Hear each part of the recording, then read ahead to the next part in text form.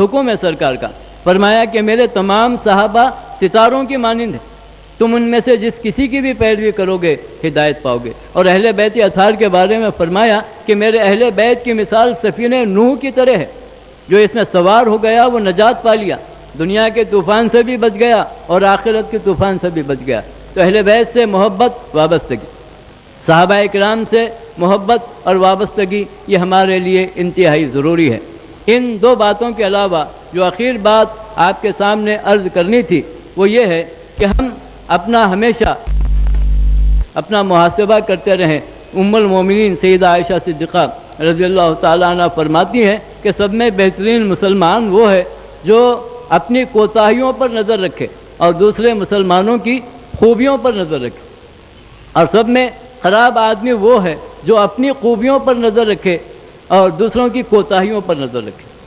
تو ہم بشر ہونے کے اعتبار سے ہم کو اپنا جائزہ ہمیشہ لینا ہے اور پھر ہمیشہ توبہ اور استغفار سے کام لینا ہے۔ پھر ہمارے لیے ایک ایسا آسان طریقہ بتا دیا گیا آتے ہیں کہ رب تبارک و تعالیٰ کا ارشاد ہے، اے محبوب میں اپنے دستے رحمت کو صبح میں پھیلا دیتا ہوں تاکہ رات میں گناہ کرنے والے دن میں توبہ کر لیں، اور اپنے دستے رحمت کو رات میں دراز کر دیتا ہوں تاکہ دن میں گناہ کرنے والے رات میں مغفرت طلب کر لیں۔ پھر مغفرت کے بعد کیا ہوتا ہے؟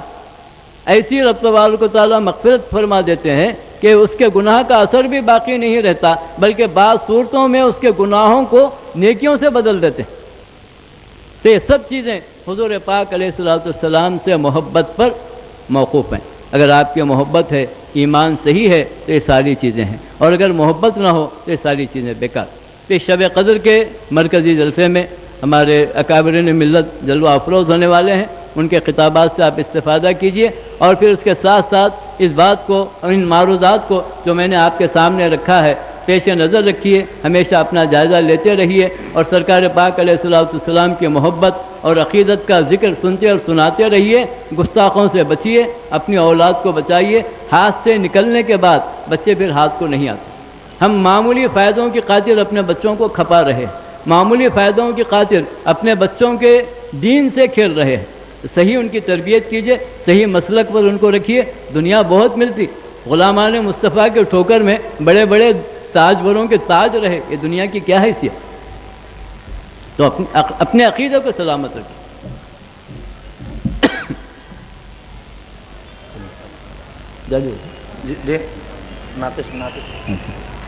تو ان معروضات کو آپ پیش نظر رکھیے، اور ہمیشہ سرکار پاک علیہ السلام پر کثرت سے درود پڑھتے رہیے۔ سرکار پاک کا ارشاد ہے کہ جو مجھ پر درود پڑھتا ہے رب تبارک و تعالیٰ اس پر اپنی رحمتیں نازل فرماتے ہیں۔ فرمایا ایک مرتبہ جو درود پڑھے گا اس پر 10 مرتبہ رحمتیں نازل ہوں گی، اس کے 10 درجے بلند ہوں گے، اس کے نامہ اعمال سے 10 برائیاں مٹا دی جائیں گی اور 10 نیکیاں لکھ دی جائیں گی۔ پھر وہ حوض کوثر پر میری طرف سے جام کا مستحق ہوگا اور میری شفاعت اس کے حق میں ہوگی۔ پھر فرمایا کہ حوض کوثر پر میری امت کے افراد میں بہت زیادہ ایسے لوگ ہوں گے جو محض درود پاک کی کثرت کی وجہ سے بخشے جائیں گے۔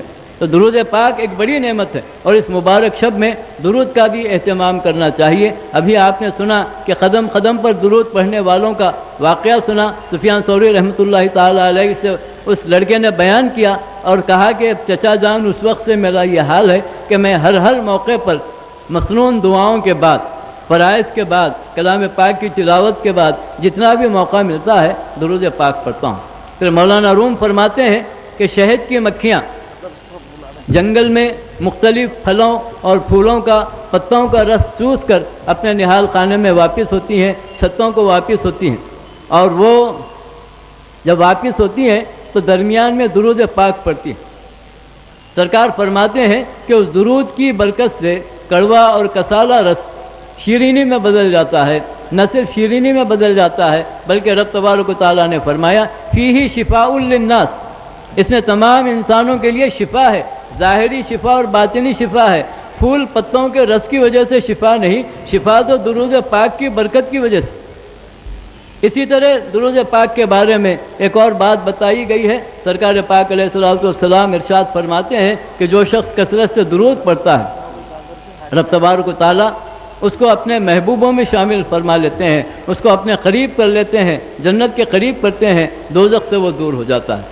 فرمایا کہ درود پاک کا ہمیشہ اہتمام کرنے والا ایسا ہوتا ہے کہ اس کا چہرہ حسین و جمیل ہوتا ہے اور اس کا کوئی کام رب تبارک و تعالیٰ نہیں رکتے۔ پھر علامہ سقاوی رحمۃ اللہ تعالیٰ علیہ نے یہ بھی فرمایا کہ جتنی عبادتیں ہیں ان تمام عبادتوں کو بندوں پر فرض کیا گیا، نماز، روزہ، زکوٰۃ، حج، صدقات، خیرات، عمرہ، جتنی بھی عبادتیں ہیں یہ بندے کرتے ہیں، لیکن رب تبارک و تعالیٰ عامر ہے، حکم دینے والا ہے، اور ہم جو ہے معمور ہیں، عبادت کرنے والے ہیں، لیکن ہم کو درود پاک کا بھی حکم دیا گیا۔ فرمایا کہ رب تبارک و تعالیٰ خود درود پاک پڑھتے ہیں اور ہم کو درود پڑھنے کا حکم دیا گیا۔ تو ایک ایسی نعمت ہے کہ خود سرکار پاک علیہ الصلوۃ والسلام کی ذات گرامی پر رب تبارک و تعالیٰ اپنے کرم سے صلوات و سلام بھیجتے ہیں۔ اسی کو امام اعظم رحمۃ اللہ علیہ فرماتے ہیں، کوئی آدمی تم سے یہ پوچھے کہ اس وقت رب تبارک و تعالیٰ کیا کر رہا ہے تو کہہ دو کہ وہ اپنے محبوب پر درود بھیج رہا، کیونکہ انا کا صیغہ استمرار کا ہے، ہمیشہ بھیجتا تھا، بھیج رہا ہے، بھیجتا رہے گا۔ اور فرمایا کہ ایک وقت ایسا آئے گا کہ خدا کا ذکر موقوف ہو جائے گا، لیکن رسول خدا کا ذکر موقوف نہیں ہو سکتا۔ اس کے جواب میں فرمایا کہ خدا کا ذکر موقوف اس لیے ہوگا کہ خدا کا ذکر کرنے والے بندے ہیں اور بندے فنا ہوتے ہیں، لیکن محبوب پاک کا ذکر اس لیے ختم نہیں ہوگا کہ ان کا ذکر کرنے والا خود خدا ہے جو ہمیشہ باقی رہنے والا۔ اس لیے درود پاک کا اہل سنت والجماعت کے بعد بڑا اہتمام کیا جاتا ہے۔ درود پاک کو دعاؤں سے پہلے، دعاؤں کے بعد پڑھنے کی بھی تاکید فرمائی۔ کہا گیا کہ وہ دعا جو بغیر درود کے کی جاتی ہے، جس کے اول آخر میں درود نہ ہو، زمین اور آسمان کے درمیان معلق رہتی ہے، شرف قبولیت حاصل نہیں کرتی۔ پھر اس کے علاوہ ایک اور خاص بات جو درود پاک سے متعلق ہے، سرکار پاک علیہ الصلوۃ والسلام فرماتے ہیں کہ رب تبارک و تعالیٰ نے درود کو خاص طور پر قبول فرمانے کا وعدہ کیا۔ دوسری عبادتوں کے بارے میں امکان ہے قبولیت اور عدم قبولیت کا، لیکن سچے دل سے جب درود پڑھا جائے گا تو مولا تعالیٰ اس کو قبول فرمائیں گے۔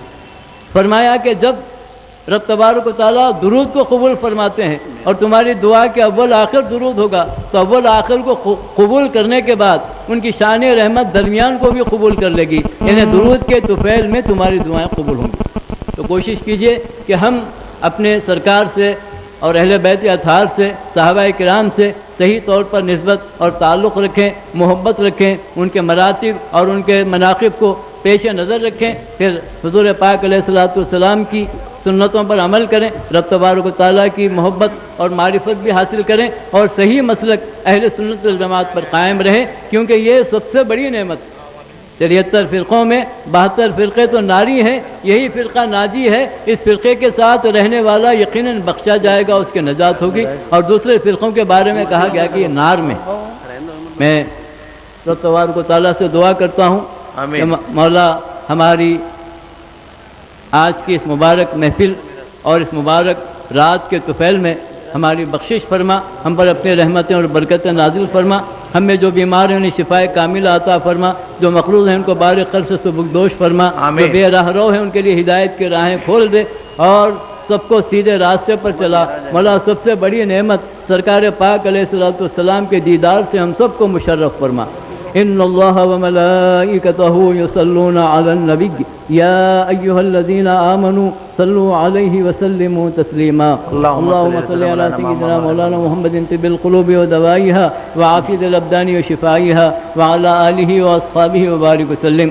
سبحان ربک رب العزۃ عما یصفون وسلام علی المرسلین والحمد للہ رب العالمین۔ حضرات